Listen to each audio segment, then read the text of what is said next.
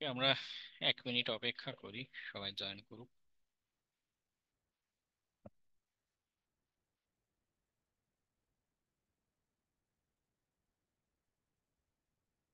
আমি ইসিকনে নক দিয়েছিলাম।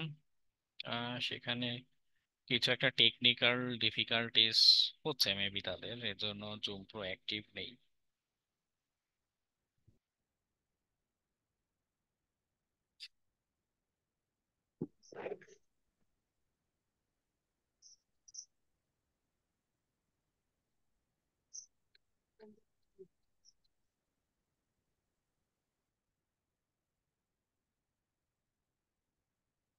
নাকি? স্যার একটা বিষয় জানার ছিল। হ্যাঁ, বল। স্যার আমরা যখন বিভিন্ন স্যার যে কোনো অ্যাপ্লিকেশন আনইনস্টল করতে যাই, তখন ওইখানে একটা ইনস্ট্রাকশন আছে, আপনার যে ওকে বা ক্যান্সেল, স্যার এটা কিসের মাধ্যমে আছে?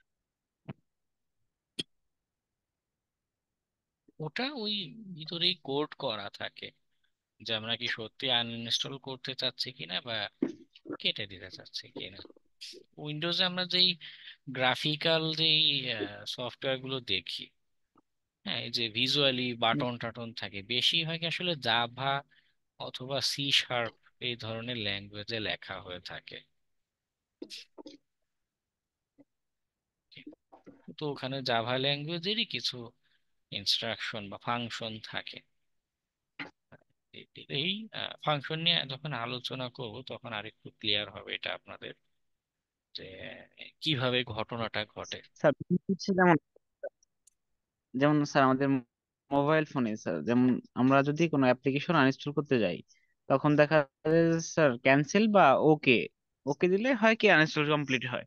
স্যার এই ক্ষেত্রে স্যার হার্ডওয়্যার লেভেলটা একটু।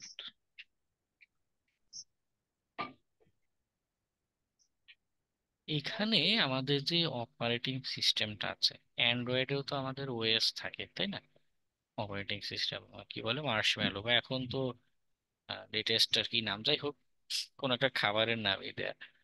তো ওই অপারেটিং সিস্টেম মূলত এই আনইনস্টলের কাজটা করে থাকে। বাইনারি লেভেলে কি হয়, ও ওর মেমোরি থেকে এখন এই যে কিছু বাইনারি ইনস্ট্রাকশন, এটাকে মুছে দিল। ওকে, তো মুছে দিলে কি হচ্ছে, আমার মেমোরি, যেটা মেমোরিতে দেখাচ্ছে যে এখানে ফাঁকা স্পেস। আবার আমার অপারেটিং সিস্টেমই তো একটা লিস্ট রাখে আমার কোন কোন অ্যাপ্লিকেশন সেট আপ করা আছে, সেই লিস্টেও আমার ব্ল্যাঙ্ক দেখাবে যে না, এরকম কোনো অ্যাপ্লিকেশন নাই। ঠিক আছে, বাইনারিটাই মূলত মুছে যায় বা পাল্টে যায়।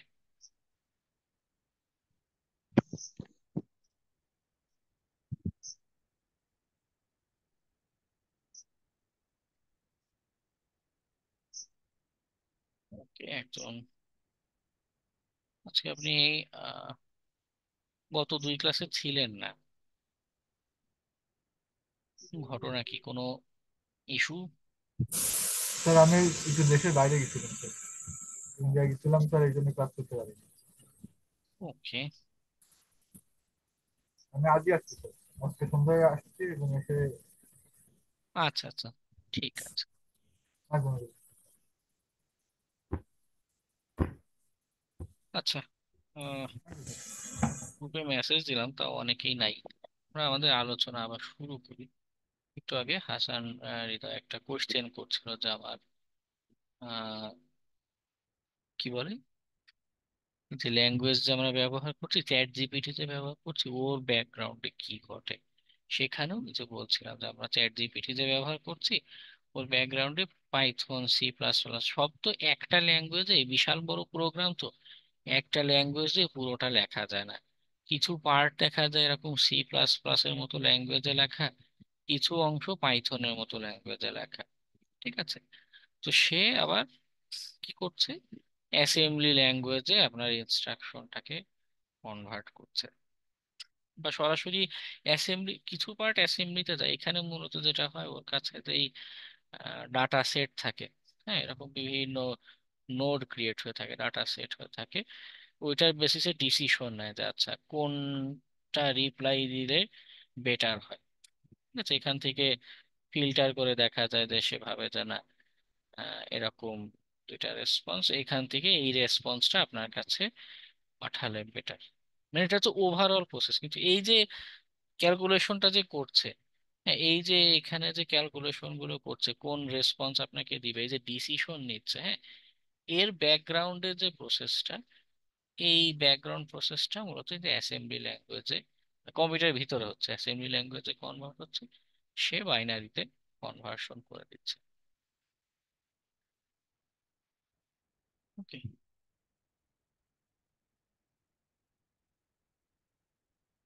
আচ্ছা, তো এই যে প্রোগ্রামিং ল্যাঙ্গুয়েজ, সে বাস্তবে একটা মিডল ম্যানের মতো কাজ করে।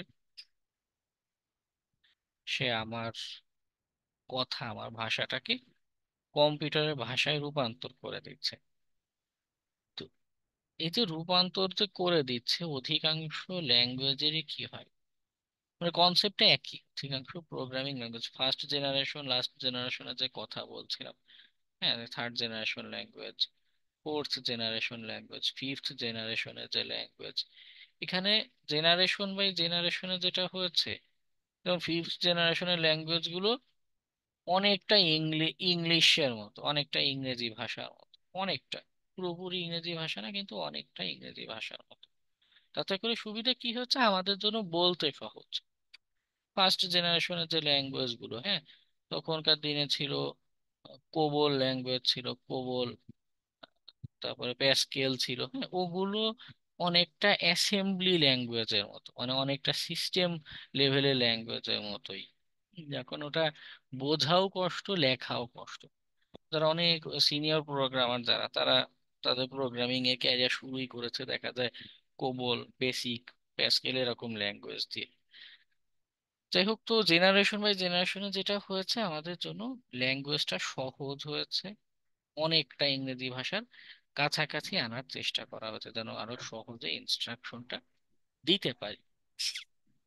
ওকে, তো জেনারেশনের কথাটা এই জন্য টানলাম, আমাদের মাঝে মধ্যে যেটা হয় হ্যাক করতে গিয়ে, একটু আগেও মেনশন করছিলাম সম্ভবত, যে আমাদের অনেক সময় বিশেষ করে রিভার্স ইঞ্জিনিয়ার বা ম্যালওয়্যার রিলেটেড বা সিস্টেম হ্যাকিং এর অ্যাডভান্স, আরো অ্যাডভান্স লেভেলে কিছু করতে গেলে অ্যাসেম্বলির কনসেপ্টে হেল্প করে।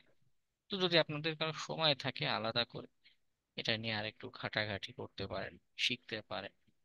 এটা আসলে অনলাইনে ঘাটলেই পাওয়া যাবে। হ্যাঁ, তো বলছিলাম প্রোগ্রামিং ল্যাঙ্গুয়েজের কথা। তো বেস লেভেলে কনসেপ্ট কিন্তু সব ল্যাঙ্গুয়েজেরই সেম। যে জেনারেশনে যাই তার কাজই হচ্ছে মোস্টলি সে আমাকে কম্পিউটারের যে ভাষা আছে, বাইনারি, সেই ভাষায় আমার কথাটাকে রূপান্তর করে দিচ্ছে, আমার ইনস্ট্রাকশনটাকে পাল্টে দিচ্ছে। ঠিক আছে, যার কারণে যেটা হয় যে একটা যে কোনো ল্যাঙ্গুয়েজ আপনার যদি ভালো মতো জানা থাকে, অর্থাৎ মনে করুন আপনি সি ল্যাঙ্গুয়েজ অথবা জাভা, হ্যাঁ, অথবা মনে করুন পাইথন, যে কোনো একটা ল্যাঙ্গুয়েজ যদি আপনার জানা থাকে, ল্যাঙ্গুয়েজের মূল ফাংশনালিটিটাই কি, ওই যে মাতৃ ছবিকে বোঝানো, যে সে ট্রান্সলেট করে দিচ্ছে। সিতে বলুন, জাভাতে বলুন, পাইথন বলুন, তাদের মূল ফাংশনালিটির জায়গা ওইটাই। যার কারণে যে কোনো একটা ল্যাঙ্গুয়েজ যদি আপনার জানা থাকে, মনে করুন সি ল্যাঙ্গুয়েজ জানেন, তখন দেখবেন পাইথন ল্যাঙ্গুয়েজ শিখতে আমার মাত্র 3 থেকে 4 দিন সময় লেগেছিল। কেন? কারণ আমি আগে থেকে সি ল্যাঙ্গুয়েজ জানতাম। তবে সি ল্যাঙ্গুয়েজ শিখতে আমার প্রায় 14 থেকে 15 দিনের মতো সময় লেগে গিয়েছিল। এই যে একটা ল্যাঙ্গুয়েজ জানা থাকার কারণে আরেকটা আমি খুব দ্রুত 3 থেকে 4 দিনে শিখে ফেলতে পেরেছিলাম।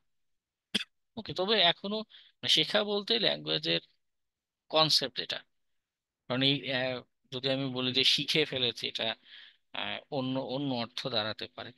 সেটা মানে হচ্ছে যে আমি সব শিখে ফেলেছি, কিন্তু বাস্তবতা হচ্ছে এই ল্যাঙ্গুয়েজ গুলোর অনেক অনেক ফিচার আছে, অনেক অনেক অজানা জিনিস আছে।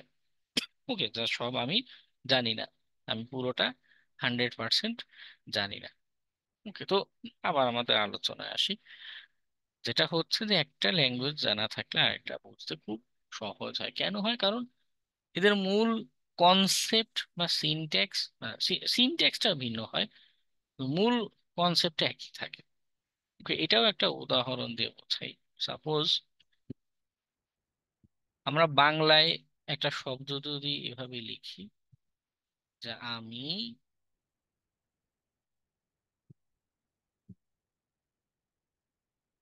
খেতে চাই। ওকে, আমি খেতে চাই, অর্থাৎ এটার কনসেপ্টটা কি, আমি হাংরি, আমি ক্ষুধার্ত, তাই না? এরকম একটা কনসেপ্ট। এই সেম জিনিসটা আমি যদি ইংরেজিতে লিখি, কি লিখবো? আই ওয়ান্ট টু ইট। দেখুন কনসেপ্ট কিন্তু দুইজনেরই একই, যে আমার ক্ষুধা লেগেছে, আমার এই পেটের ভিতরে খাবার ঢোকাতে হবে, আমি খেতে চাই, কিছু একটা ইনপুট দিতে হবে, তাই তো? কিন্তু খালি লেখার ধরনটা পাল্টেছে, একটা বাংলা ভাষায় লেখা ওয়ার্ড গুলো বাংলা ল্যাঙ্গুয়েজের এরকম, আর আরেকটা কি হচ্ছে ইংরেজি ভাষায় এরকম কাট্টা কোট্টা টাইপের সিম্বল দিয়ে দিয়ে লেখা, কিন্তু কনসেপ্ট কিন্তু সেম, সবার কনসেপ্ট কিন্তু সেম। তো এই যে প্রোগ্রামিং ল্যাঙ্গুয়েজ গুলো আমরা দেখে থাকি, এদের বেস যেটা, হ্যাঁ, এদের বেস সবারই সেম। অ্যাকচুয়ালি ল্যাঙ্গুয়েজে যে ইনস্ট্রাকশন বলতে চাই বা করতে চাই সেটা সবার সেম, খালি এই যে সিনট্যাক্স, এখানে যেটা বললাম যে সিনট্যাক্সটা বা লেখার ওয়ার্ডটা ভিন্ন, লেখার সিম্বল গুলো ভিন্ন, ঠিক আছে, বেস সেম, খালি সিনট্যাক্সটা পার্থক্য দেখা যায়। সি বলুন, জাভা বলুন, পাইথন বলুন। তো এই যে আমরা ক্লাসেও যখন পিএইচপি এর আলোচনা করব, তো দেখা যাবে পিএইচপি দিয়ে হোক বা পাইথন দিয়ে হোক, যে কোনো একটা ল্যাঙ্গুয়েজ দিয়ে আপনি প্রোগ্রামিং এর ফান্ডামেন্টালটা বুঝে গেলে অন্য যে কোনো ল্যাঙ্গুয়েজ বুঝতে আপনার জন্য সহজ হয় বা সহজ হবে। ঠিক আছে, এখন কোশ্চেন আসতেই পারে, তাহলে এত এত ল্যাঙ্গুয়েজের দরকার কি? প্রায় এখন কতগুলো ল্যাঙ্গুয়েজ আছে? How many programming languages are there? ওরে বাবা, 250 থেকে people have created 8,945 coding language. চমৎকার, চমৎকার। বেশি না, 300 থেকে 400 হিসাবও যদি করি, যে এত এত প্রোগ্রামিং ল্যাঙ্গুয়েজের আসলে তাহলে দরকার কি? সিনট্যাক্সটা ভিন্ন, বেস যদি সেমই হয় তাহলে দরকার কি? বিষয় যেটা হয়, কিছু ফাংশনালিটির কম বেশি আছে, যেমন জাভা যে, হ্যাঁ, ওর কনসেপ্ট বেস সবারই সেম, সবার প্রোগ্রামিং এর একই কথা বলছে, কিন্তু সে এক্সট্রা কিছু কাজ করতে পারে, এক্সট্রা কিছু ফিচার আছে তার, হ্যাঁ, এবং সে যে ডাটাগুলো হ্যান্ডেল করছে, যে অ্যাপ্লিকেশন গুলো আমাদের তৈরি করে দিচ্ছে, যার কারণে এন্টারপ্রাইজ লেভেলে, এমনকি আমাদের স্যাটেলাইট আমরা ব্যবহার করছি না, বঙ্গবন্ধু স্যাটেলাইট, ওর ভিতরে আসলে জাভা দিয়ে কোড করা। আপনার হাতে যে অ্যান্ড্রয়েড মোবাইলটা রয়েছে ওটা জাভা দিয়ে কোড করা, কারণ ও এরকম বিগ বিগ জায়ান্ট ধরনের অ্যাপ্লিকেশন বানাতে এক্সপার্ট। ওর বেস সবারই সেম, সি ল্যাঙ্গুয়েজ দিয়েও সেম ইনস্ট্রাকশন দেয়া যায়, কিন্তু সি ল্যাঙ্গুয়েজ দিয়ে মনে করুন, একটু আগে আপনাদের একটা সহপাঠী একটা কোশ্চেন করছিল যে আমি একটা কিছু আনইনস্টল করতে চাই। হুম, তো মনে করুন সেম কাজ করতে সি ল্যাঙ্গুয়েজে আমার 1,000 লাইনের কোড লেখা লাগবে, ফর এক্সাম্পল। জাভা দিয়ে যদি আমি সেম কাজটা করতে চাই, দেখা যাবে আমার জাভা ল্যাঙ্গুয়েজে এটা 400 লাইনে কোড করা লাগছে। ওকে, পাইথনে যদি আমি সেম কোডটা করি, দেখা যাবে 10 লাইন কোড আমার পাইথনে এই সেম আনইনস্টল করার যে প্রোগ্রাম, আনইনস্টল করার যে ফাংশনালিটি, এটা হয়ে যাচ্ছে। ওকে, কনসেপ্ট একই, সব তিনজনে একই কাজ করছে, আনইনস্টল করছে আমার মোবাইল থেকে, অ্যাপ্লিকেশনটা ফেলে দিচ্ছে, কিন্তু ইনস্ট্রাকশন যে লিখছে, এই যে লেখার সিনট্যাক্স, এটার কম বেশি আছে, ফাংশনালিটির কম বেশি আছে, আবার স্পিডের তারতম্য আছে। সি ল্যাঙ্গুয়েজে সবচেয়ে বেশি লাইন লাগলেও দেখা যাবে সি ল্যাঙ্গুয়েজে যদি আমার এই পুরো কাজটা, পুরো আনইনস্টলের কাজটা করতে 3 মিলি সেকেন্ড লাগে, পাইথনের এটা দেখা যাবে 12 মিলি সেকেন্ড সময় লেগে গেছে। যদিও আমাদের ছোটখাটো কাজে আমাদের চোখে এই পার্থক্য ধরা পড়ে না, 3 মিলি সেকেন্ড আর 12 মিলি সেকেন্ড, কিন্তু যখন অনেক বড় বড় ক্যালকুলেশন করা হয় বা রিয়েল টাইমে, যে আপনারা যে মোবাইলে গেম খেলেন না, free fire, PUBG, call of duty, এরকম আরো কতগুলো গেম আছে। ওই গেমের কথা চিন্তা করুন যে আপনার গেমে আপনি গুলি করে যাচ্ছেন ঠিকই, ওদিকে আপনার গুলি বন্দুক থেকে বের হচ্ছে না, আর শত্রু পক্ষের যে আছে সে আপনাকে এসে ঠাস করে মেরে ফেলছে।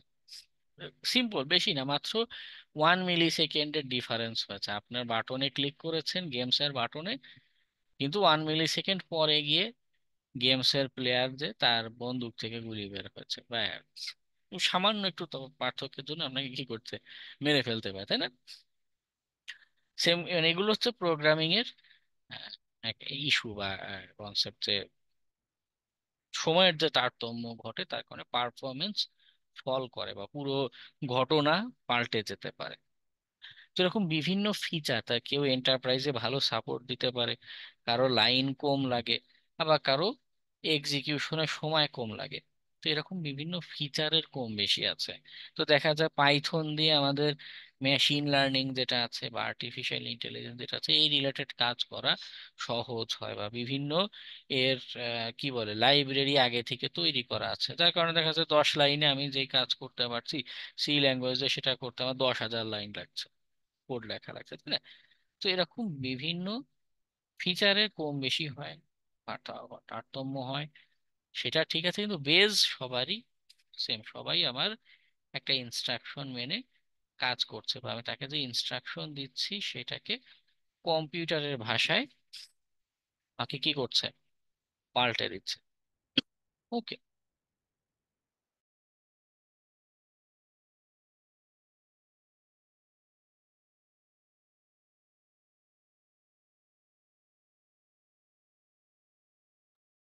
তো বোঝা গেল আমাদের প্রোগ্রামিং এর আহ, প্রাথমিক কথা, বা প্রোগ্রামিং কি, কাকে বলে এবং কিভাবে কাজ করে। ওকে, আশা করি এই আলোচনার পরে কারো মাথায় এই কোশ্চেনটা বা ঘুরপাক খাবে না যে আমি পাইথন শিখবো না জাভা শিখবো হ্যাকিং এর জন্য। যে কোনো একটা শিখলেই আপনার অন্যটা শেখা সহজ হয়ে যাবে। তবে হ্যাকিং পার্সপেক্টিভে যেটা হয় যে পাইথনের লেখা বিভিন্ন টুলস টেকনিক বেশি পাওয়া যায়। যে একটু আগে বলছিলাম না যে এর অনেক অনেক লাইব্রেরি আগে থেকে তৈরি করা আছে, হ্যাঁ, বিভিন্ন লাইব্রেরি তৈরি থাকার কারণে কি হয়, পুরো কোড আপনার জিরো থেকে করা লাগে না। মনে করুন আগেই মানুষজন 500 লাইন কোড লিখে রেখেছে, আপনি শুধুই 500 লাইনের সাথে নিজের আরো 10-12টা লাইন অ্যাড করে একটা আস্ত হ্যাকিং টুলস বানিয়ে ফেলতে পারবেন। জাভা দিয়ে একটা হ্যাকিং টুলস বানাতে যদি আপনার 2 ঘন্টা সময় লাগে, পাইথনে দেখা যাচ্ছে 5 মিনিটে আপনি একটা হ্যাকিং এর টুলস বানিয়ে ফেলতে পারছেন। তো এরকম কিছু সুবিধা অসুবিধা আছে, কিন্তু বেস সবারই সেম।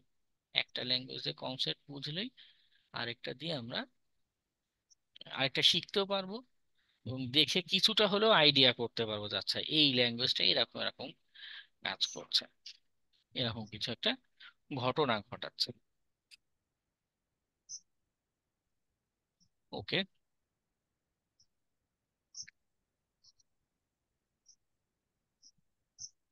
কনসেপ্ট হলো, এরপর আমরা প্র্যাকটিস করব কোথায়? অনলাইনে অনেক অনেক, দেখুন আমি আর কিচ্ছু লিখিনি, শুধু অনলাইন লিখেছি, সে নিজেই Python compiler, C, Java compiler, হ্যাঁ, এরকম জিনিসপত্র বের করে করে দিচ্ছে। অনলাইনে এরকম অনেক কম্পাইলার আছে, ঠিক আছে, যে কোনোটা আমরা ব্যবহার করতে পারি, এমনি লোকালিও সেট আপ করা যায়। আমি লোকালি পিএইচপি সেট আপ নিয়ে বলি, কিন্তু আমি এটা করব না, শুধু জানিয়ে রাখি যে এমন কিছু সম্ভব। যদি আপনাদের বাসায় কারো এক্সট্রা সময় থাকে তো লোকালি এই সেট আপে ট্রাই করতে পারেন, আর যদি সময় না থাকে, ব্যস্ততা থাকে, সেক্ষেত্রে আমরা অনলাইনে পিএইচপি প্র্যাকটিস করব। ওকে। তো পিএইচপি লোকালি রান করতে গেলে আমাদের একটা সফটওয়্যার দরকার পড়ে, জ্যাম্প।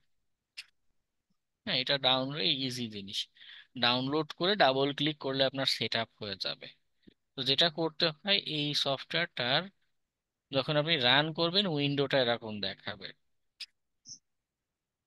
এই যে স্টার্ট, এখানে স্টার্ট স্টপ বাটন লেখা, এই অ্যাপাচি আর মাই এসকিউএলটা, আপনার মাই এসকিউএল লাগে না, অন্তত অ্যাপাচিটা স্টার্ট করে নিতে হয়। এই জ্যাম সফটওয়্যার কি করে, আপনার কম্পিউটারটাকে একটা সার্ভারে রূপান্তর করে। আপনার কম্পিউটার তখন একটা ওয়েব সার্ভারের মতো আচরণ করতে থাকে, বা অ্যাক্টিভিটি বা তার ফাংশনালিটি চলে আসে তার ভিতরে। ওকে। আর টেক্সট এডিটরের দরকার পড়ে, বা নর্মালি আপনাদের যে নোটপ্যাড আছে না, আপনাদের উইন্ডোজে হয়তো দেখেছেন, বা এখনই কম্পিউটারে সার্চ বারে গিয়ে নোটপ্যাড লিখে সার্চ করুন, NOTE, নোট প্যাড, দেখবেন নোটপ্যাড চলে আসবে। ঠিক আছে।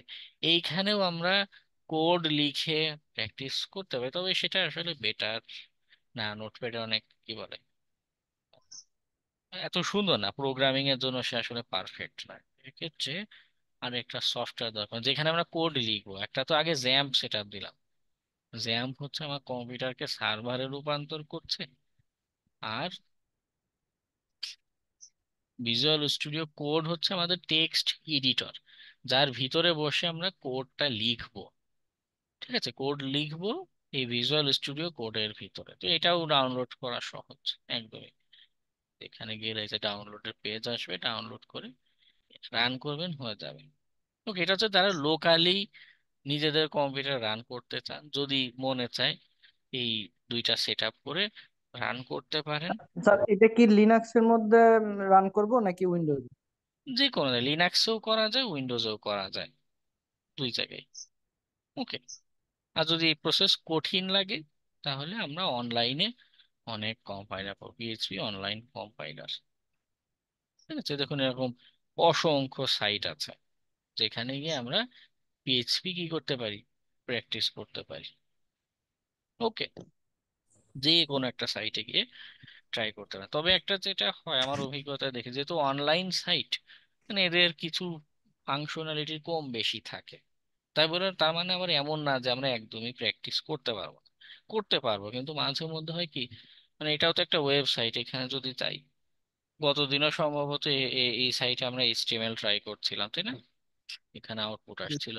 তো মাঝে মধ্যে কিছু জিনিস দেখা যায় ওদের সার্ভার স্লো করে, বা একটা কিছু হচ্ছে, আমার প্রোগ্রাম রান হচ্ছে না বা ইরর হচ্ছে। ওকে, মানে ওদের ইস্যু হতে পারে মাঝে মধ্যে।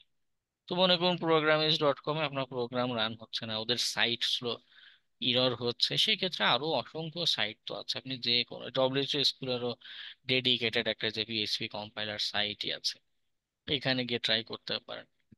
ওকে। অনেক অনেক সাইট আছে, যে কোনো একটাতে গিয়ে আপনারা কি করতে পারেন, PHP কোড লিখতে পারেন, সে আউটপুট আমাদেরকে দেখাবে।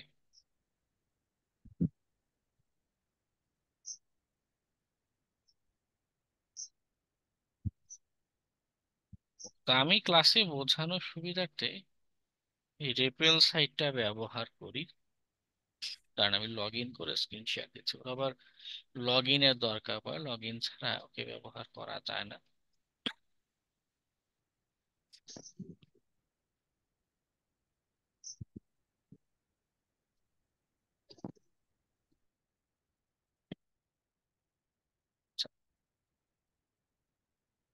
লগ ইনের পরে আগের যে সাইট গুলোতে গিয়েছিলাম, ফর এক্সাম্পল কম্পারিজন করে বোঝাই, PHP অনলাইন কম্পাইলার,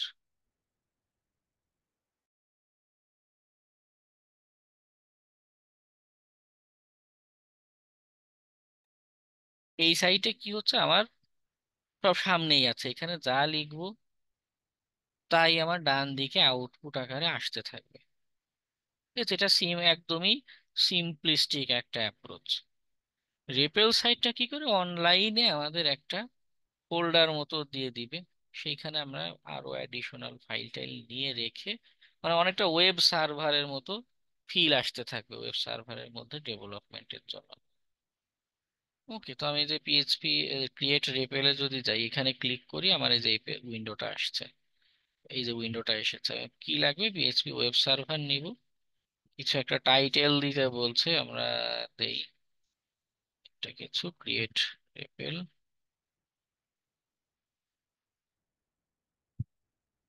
ও আচ্ছা, আমার অলরেডি অনেকগুলো সার্ভার ক্রিয়েট করা আছে, এজন্য আমাকে দিচ্ছে না।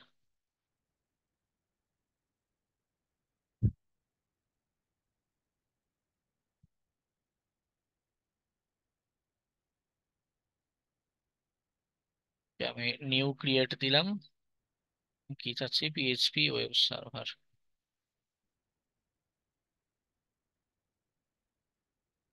এই শিখন, ক্লাস নাম দিলাম টাইটেল, ক্রিয়েট দিলাম।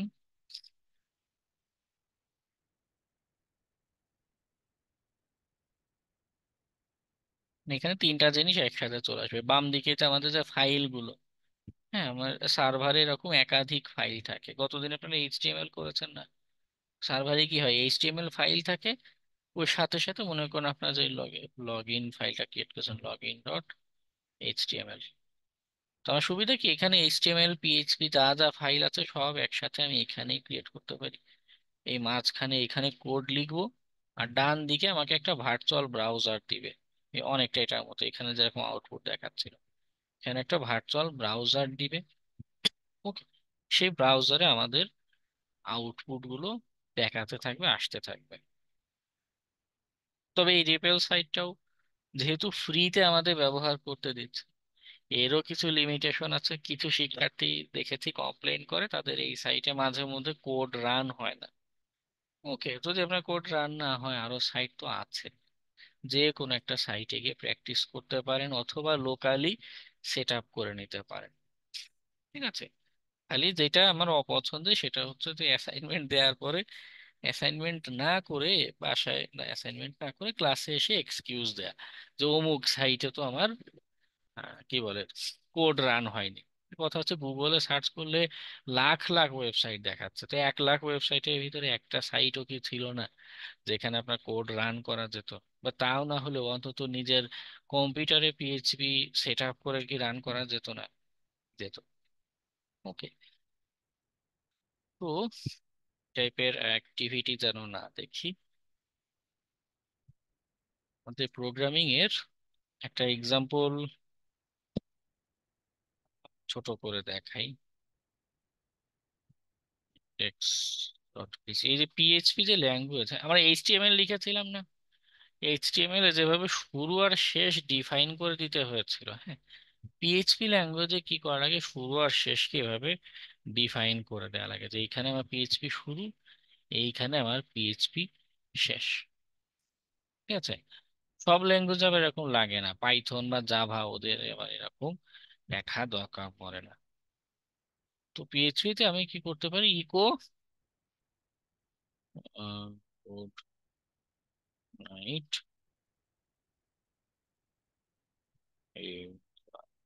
এখানে আমি যা ইনস্ট্রাকশন লিখবো, ইকোর কাজই হচ্ছে সেই ইনস্ট্রাকশনটা আমাদের ওয়েব পেজে শো করা। আমরা উপরে রান করি, এই যে ডান দিকে ওয়েব ভিউটা আসবে, আর নিচে হচ্ছে সিএলআই। পিএইচপি কে কিন্তু সিএলআই তেও রান করা যায়। আমাদের যে টার্মিনাল আছে না লিনাক্সের, আমরা যে এক্সাম দিলেন কদিন আগে, এই লিনাক্সের টার্মিনালেও পিএইচপি রান করা যায়। ওকে, দেখুন আমাদের এখানে দেখাচ্ছে গুড নাইট এভরিওয়ান, আমি যা লিখেছি সেটাই আউটপুটে দেখাচ্ছে।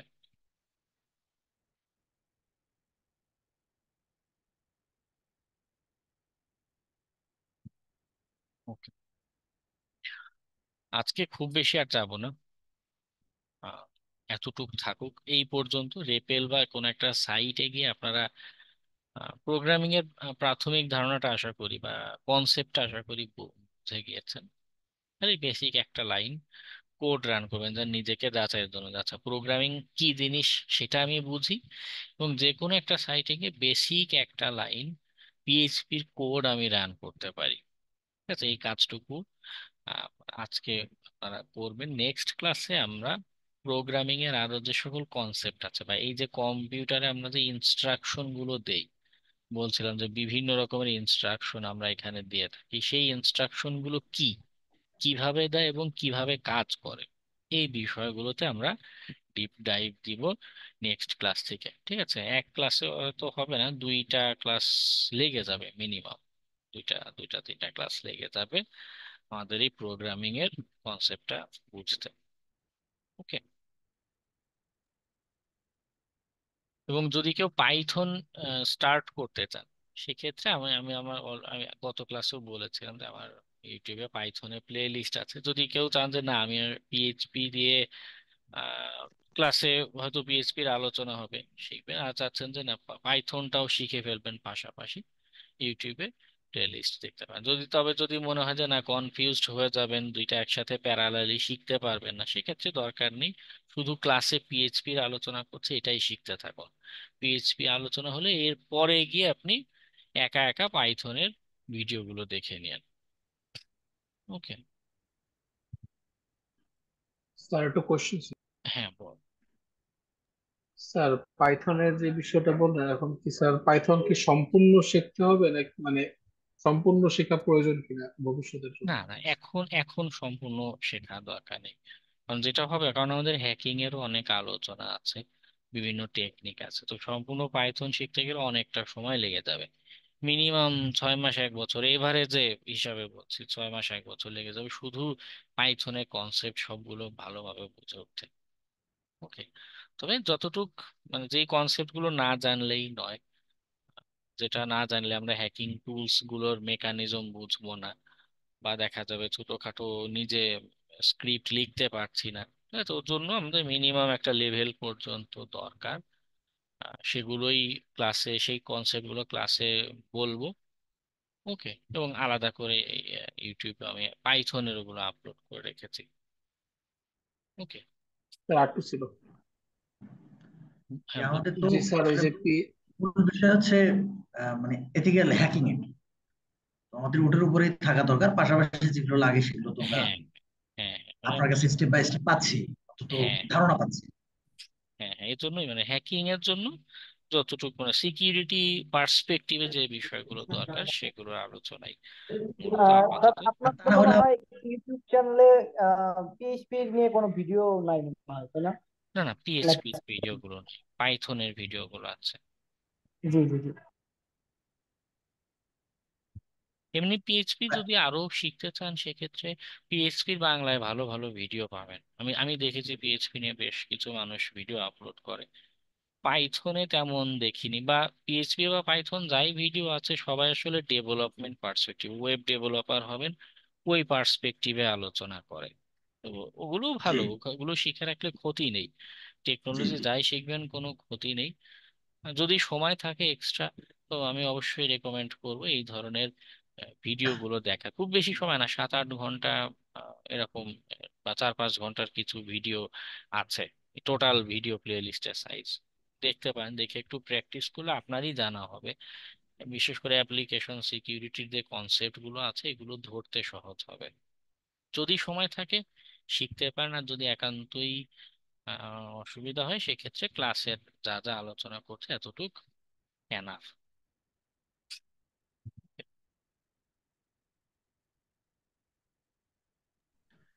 মানে এখানে অনেক কিছু শিখতে হবে, সবকিছু ডিপলি শিখতে গেলে আমাদের হ্যাঁ সময় ক্লাস হ্যাঁ হ্যাঁ, একটু দিতে এজন্য হবে না। বাসায় একটু সেলফ স্টাডিটা এজন্য ফোকাস দিতে হবে, কারণ জি ক্লাসে দেখুন যে সবকিছু বলে শেষ করা যায় না। লিনাক্সে দেখেছেন যে সব কমান্ড বলে শেষ করতে পারছি না, তো একটু সেলফ জি। স্টাডির জন্য বলছি যে এটা দেখুন, ওটা দেখুন, ওই জাতীয় ভিডিওগুলো একটু দেখুন।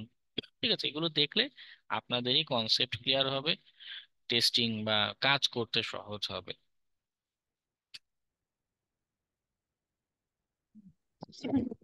জি স্যার, একটা অনুরোধ ছিল স্যার। হ্যাঁ, বলুন।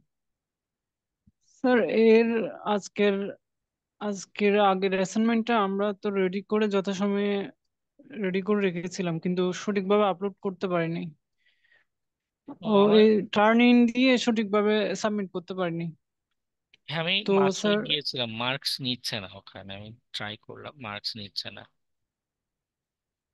জি স্যার, ওইখানে দিতে না পারে স্যার, আমি আপনাকে মেসেঞ্জারে দিয়ে দিয়েছিলাম, তবুও হচ্ছে না আর কি। সিস্টেম হয়তো এরকম না। হ্যাঁ হ্যাঁ, সিস্টেম মানে এইটা হচ্ছে গুগলেই মার্কসটা সাবমিট হয়ে থাকে, পরে হচ্ছে গুগল থেকে এক্সপোর্ট করতে হয় জি গুগল স্যার। কাছে। স্যার কখনো ওয়েবসাইট ডিস্টার্ব করছে, কখনো ওইখানে বিভিন্ন ফাংশনাল অ্যাবনরমালিটি দেখা দিচ্ছে, ওই কারণে হয়তো আমরা আপলোড করতে পারি না। তো ওটার জন্য স্যার একটু ফ্লেক্সিবল হওয়া কি উচিত না আমাদের জন্য? হ্যাঁ আমরা হ্যাঁ, এই যে অনলাইনে ক্লাস আজকে, করছি, এই যে যেমন অনলাইনে আজকে, কেউ চাকরি করি, কেউ বাবার ব্যবসা দেখি, কেউ এটা করি ওটা করি, এত কিছু হ্যাঁ পড়ে স্যার। হ্যাঁ, এই যে আপনি এটার যে এত বলছেন প্রবলেম। আপনি নিজেও আজকে টার্ন ইন করতে পারেনি, কিন্তু তারপরও আমি আগে খুঁজে খুঁজে আপনার অ্যাকাউন্টটা বের করে আপনাকে পার্সোনালি কোশ্চেন করে যে আপনার কোনো কনফিউশন আছে কিনা সেটা দেখে অ্যাসাইনমেন্ট প্রত্যেকটা স্ক্রিনশট দেখে ভেরিফাই করে মার্কসও দিয়েছি। এই যে কথাটা বললেন যে আমি ফ্লেক্সিবিলিটি দিচ্ছি না, বা এটা শুনে একটু স্যার কষ্ট আমি না পেলাম। স্যার আহ, ইসিকনের যেটা সিস্টেমটা যেটা আমার ক্যাপাসিটিতে জন্য আছে রেস্ট্রিক্ট। অবশ্যই আমি চেষ্টা করছি। আমার স্যার সামনে পড়লে তো আমি আপনাকে মার্কস দোষ দিচ্ছি, দিচ্ছি নো না স্যার। প্রবলেম, কিন্তু আগের ক্লাসের যেটা মাত্রই আপনি বলার সাথে সাথে আবারও গিয়ে ট্রাই করেছি, কিন্তু ওখানে মার্কস সাবমিশন নিচ্ছে না। ওকে, যাদের মিসিং তাদের মার্কস দেয়া যাচ্ছে না, আর সব স্যার ওই সাবমিট হয়ে সিস্টেমের যাচ্ছে। কথা বলছিলাম, সিস্টেম এডাটা রেস্ট্রিক্টেড আমাদের জন্য। ওই সিস্টেম এখন ই ইসিকনের। শিক্ষণের সিস্টেম ওটা তো আসলে আমি মেনটেন করি না, ওখানে আমার অ্যাডমিন অ্যাক্সেসও নেই। তো আমার আসলে কিছু করার নেই। আমি হচ্ছে এই যে জুমে আপনাদের সাথে যে ক্লাস হয় এই পর্যন্তই। ওকে, এর স্যার বাইরে একটা কোনো একটা অ্যাকাউন্ট থেকে কি দুইটা ডিভাইস দিয়ে লগ ইন করা যাবে? জুমে ক্লাসে জি স্যার। হ্যাঁ দিয়েন, জুমে ক্লাস। আমার কোনো অসুবিধা নেই, যদিও এই শিক্ষণ এটা না করে যে এরকম করা যাবে না, কিন্তু যদি আপনার এমন স্যার হয় যে অডিও ইস্যু বা এমন কিছু একটা দেখাতে হবে ক্লাসে দিয়েন, নো প্রবলেম। স্যার ইসিকনের তো এমন রুলস এন্ড রেগুলেশনস এ লেখা ছিল যে একটা অ্যাকাউন্ট থেকে যদি দুইটা ডিভাইস দিয়ে লগ ইন করা হয় তাহলে অ্যাকাউন্ট ব্লক করে দেওয়া হবে। হ্যাঁ, কারণ যে কিছু মানুষ আছে কোর্স কিনে একজন, কিন্তু কোর্স করে হচ্ছে এলাকাবাসী সবাই। হ্যাঁ, বন্ধু বান্ধব সবাইকে নিয়ে অ্যাক্সেস দেয়, সবাই লগ ইন টগ ইন করে ক্লাস করতে থাকে। তো এগুলো প্রিভেন্ট করার জন্যই মূলত বলা। তো আমি বিলিভ করি আপনারা অনেস্ট, আপনারা এই জাতীয় কাজ করবেন না। তো সেক্ষেত্রে আপনারা একাধিক অ্যাকাউন্ট যদি প্রয়োজন পড়ে, একান্তই প্রয়োজন পড়ে, দিয়ে ক্লাস করেন, অসুবিধা নেই। জি স্যার, একজন স্টুডেন্ট বললো যে আমাদের সহপাঠী উনি নাকি দুইটা ডিভাইস থেকে লগ ইন করেন, এই মোবাইল থেকে আর ল্যাপটপ থেকে। হ্যাঁ, অসুবিধা নেই। আচ্ছা ঠিক আছে, আমাদের এটা অবশ্য স্যার কেটে একটা যাবে। কোয়েশ্চেন ছিল। হ্যাঁ বল।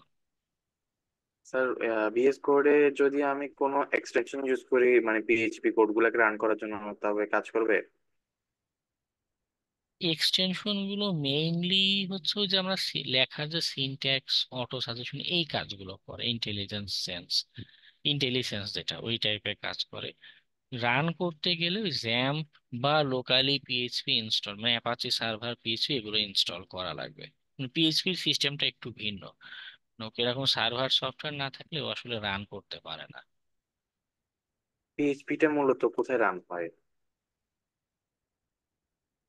কাজের ক্ষেত্রে না আমাদের লোকালি? মানে লোকালি যখন রান করব তখন এটা কোথায় রান হবে? লোকালি আপনার কম্পিউটারেই পিএইচপি রান করবে। না, যেমন আমি কোড এই বিএস কোডে একটা এক্সটেনশন ইউজ করি ডট রান, ওইটা দিয়ে জাভা ফাইলগুলো অথবা জাভাস্ক্রিপ্ট ফাইলগুলোকে এক্সিকিউট করা যায়, কিন্তু মানে কিছু কিছু ক্ষেত্রে অর্ডার করে এরর আসে। পিএইচপির ক্ষেত্রে আমি এটা কখনো ট্রাই করি না, জানিও না। জাভার ক্ষেত্রে আগে আপনার জেডিকে, যেটা জাভা জেডিকে, এটার কিন্তু সেট আপের দরকার পড়ে। যদি আগে থেকে প্রি সেট আপ আসে বা থাকে, সেক্ষেত্রে হয়তো দরকার নেই, কিন্তু আদারওয়াইজ জাভা জেডিকে ছাড়া আপনার কম্পাইল কিন্তু হয় না বা হওয়ার কথা না। তারপরেও কিছু এক্সটেনশন হতে পারে, এখন মার্কেট প্লেসে কেউ রিলিজ করতে পারে। যদি পিএইচপির এমন পান রান করে, নো প্রবলেম। আর যদি না রান করে সেক্ষেত্রে জ্যাম সেট আপ করে নিতে হবে। মানে জ্যাম সেট আপ করলে কি এটা মানে আমরা বিএস কোডে কোড গুলো লিখে লিখে তারপরে জ্যাম দিয়ে রান করব? হ্যাঁ, আচ্ছা আচ্ছা, ইউটিউবে বুঝতে একটা পারছি। ভিডিও দেখলে আপনি বুঝে যাবেন খুব সহজে, এই যে পিএইচপি সেট আপ বাংলা এভাবে লিখে সার্চ করলেই পেয়ে যাবেন। বুঝতে পারছি। ওকে, থ্যাংক ইউ আমাদের স্যার। এটা কেটে যাবে। আপনারা একটু প্রোগ্রামিং নিয়ে একটু ঘাটাঘাটি করতে পারেন। আজকে আমাদের আলোচনা তাহলে এ পর্যন্তই থাকুক। সবাইকে শুভরাত্রি। আসসালামু আলাইকুম।